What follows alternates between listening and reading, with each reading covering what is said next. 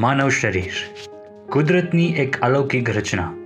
આ શરીર જેટલું નિરોગી રહે તેટલું જીવન સ્વસ્થ અને આનંદમય વીતે। પરંતુ આ શરીરમાં જો નાની બીમારી હોય તો આપણે તેનું નિદાન સરળતાથી કરી શકીએ છીએ, પરંતુ જો ગંભીર બીમારી આવી પડે તો?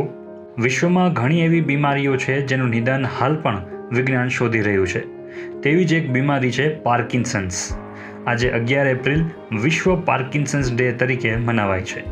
તો આવો વધારે માહિતગાર થઈએ આ રોગ વિશે। આ બીમારીની શોધ એક અંગ્રેજ ડૉક્ટર અને વૈજ્ઞાનિક જેમ્સ પાર્કિન્સને કરી હતી। ન્યુરોડિજેનરેટિવ વિકાર મનાતી આ બીમારી મગજમાં બનતા ડોપામાઇન કેમિકલ પર અસર કરે છે, જે કેમિકલ કોઈપણ સંદેશને મગજ સુધી પહોંચાડવામાં મદદરૂપ બને છે।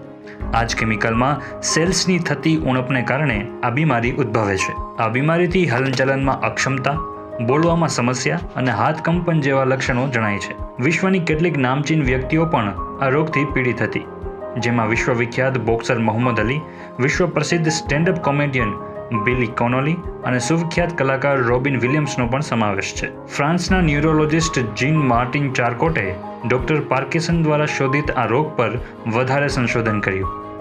વર્ષ 1870માં માર્ટિન ચાર્કોટે ડૉક્ટર પાર્કિન્સનના સન્માનમાં આ રોગને પાર્કિન્સન્સ નામ આપ્યું અને સમગ્ર વિશ્વમાં આ રોગ પાર્કિન્સન્સ નામે પ્રચલિત બન્યો। માનવામાં આવે છે કે સૌથી પ્રથમ પાર્કિન્સન્સ ડે વર્ષ 1997માં મનાવવામાં આવ્યો હતો।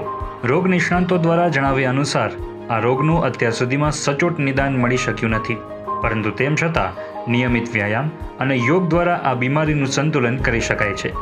સાથે જ પૌષ્ટિક અને શુદ્ધ સાત્વિક આહાર લેવાથી ડિજેનરેશનને નિયંત્રિત કરીને ઇમ્યુનિટી સિસ્ટમમાં વધારો કરીને આ રોગને નિયંત્રિત કરી શકાય છે। વિશ્વ પાર્કિન્સન્સ ડે પર આ રોગથી પીડાતા લોકોમાં સંવેદના, સક્ષમતા અને જાગૃતતા લાવવા તથા આ રોગને સમગ્ર વિશ્વમાંથી નાબૂદ કરવા આપણે સૌ કોઈ પ્રયત્નશીલ બનીએ।